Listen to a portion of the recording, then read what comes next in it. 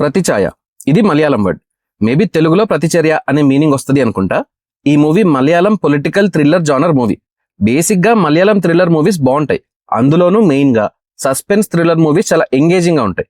కానీ మలయాళం మూవీస్ లో political thrillers కి కూడా ఒక కల్ట్ ఫ్యాన్ బేస్ ఉంది. పొలిటికల్ థ్రిల్లర్స్ ని కూడా వాళ్ళు చాలా బాగా హ్యాండిల్ చేస్తారు.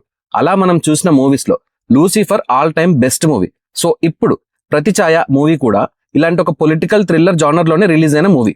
పాలిటిక్స్ లో ఉండే థ్రిల్లింగ్ ఫ్యాక్టర్స్ ఏంటి, పొలిటికల్ లీడర్స్ పబ్లిక్ లో చూపించే ఫేసెస్ కి ఒరిజినల్ ఫేసెస్ కి డిఫరెన్స్ ఏంటి, ఇలాంటి టాపిక్స్ ఉన్నాయి. సో ఇంకా డీటెయిల్డ్ గా మూవీ గురించి మాట్లాడుకునే ముందు మన ఛానల్ ఇంకా సబ్స్క్రైబ్ చేసుకోకపోతే ఇప్పుడే సబ్స్క్రైబ్ చేసుకోండి, సపోర్ట్ చేయండి. Thank you. ఇంకా స్టోరీ ఏంటంటే, Kerala state CM Varghese political గా అపోజిషన్ నుంచి వచ్చే ప్రెజర్స్ కానీ లీడర్షిప్ ని కానీ సక్సెస్ఫుల్ గా హ్యాండిల్ చేస్తున్న వర్గీస్ మీద ఒక ఎలిగేషన్ వస్తుంది. ఈ ఎలిగేషన్ తర్వాత వర్గీస్ సడన్ గా చనిపోతారు. వర్గీస్ కున్న ఓన్లీ విష్ అతని చిన్న కొడుకు జాన్ వర్గీస్ లెగసీని కంటిన్యూ చేయాలి అని. కానీ పాలిటిక్స్ మీద ఇంట్రెస్ట్ లేని జాన్ ఒక టెక్ ఎంటర్ప్రినర్. ఇలాంటి సిచ్యువేషన్ లో ఏం చేశాడు? వర్గీస్ లెగసీని కంటిన్యూ చేశాడా? జాన్ తన క్రెడిబిలిటీని నిలబెట్టుకున్నాడా? ఫాదర్ డెత్ కి రివెంజ్ తీర్చుకున్నాడా? ఇది రెస్ట్ ఆఫ్ ది స్టోరీ. నాకైతే మూవీ స్టార్టింగ్ లో లూసిఫర్ వైబ్స్ ఎక్కువ కనిపించాయి. స్లో మోషన్ షాట్స్ ఇంకా కొన్ని సిమిలారిటీస్ ఉన్నాయి.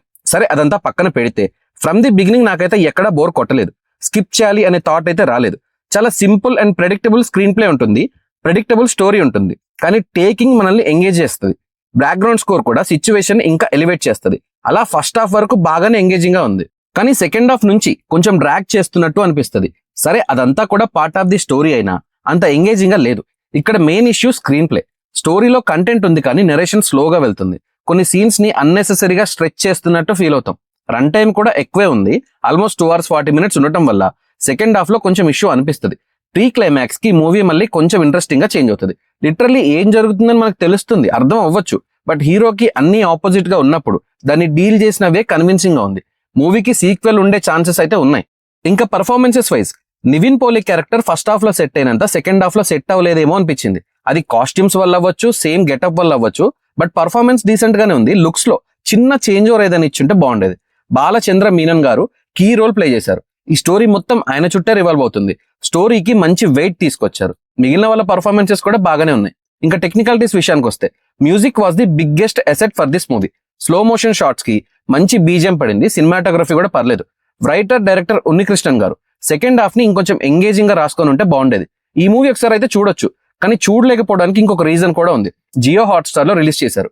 Movie run time 2 hours 40 minutes అయితే యాడ్స్ తో కలిపి ఆల్మోస్ట్ 3.5 hours దాటిపోయింది. పోతే పోనీలే అనుకుంటే పిక్సెల్ బ్రేక్ అవుతుంది, పిక్చర్ క్వాలిటీ వైఫైలో కూడా తగ్గుతుంది. ఇదంతా లిటరలీ పనిష్మెంట్. హాట్స్టార్ లో ఏదైనా మూవీ రిలీజ్ అయింది చూద్దామంటే అదొక పనిష్మెంట్ అంతే. సో ఫైనల్ గా పొలిటికల్ థ్రిల్లర్స్ నచ్చే వాళ్ళు ఈ మూవీ ఒకసారి ట్రై చేయొచ్చు. కొంచెం స్లోగానే ఉన్నా కూడా మెజారిటీ పోర్షన్ బాగుంటుంది. మూవీ హాట్స్టార్ లో తెలుగులో అవైలబుల్ గా ఉంది. మీరు మూవీ చూస్తే మీకు ఎలా అనిపించిందో నా కామెంట్స్ లో మెన్షన్ చేయండి. నా రివ్యూ నచ్చితే సబ్స్క్రైబ్ చేసుకోండి. Thank you for watching.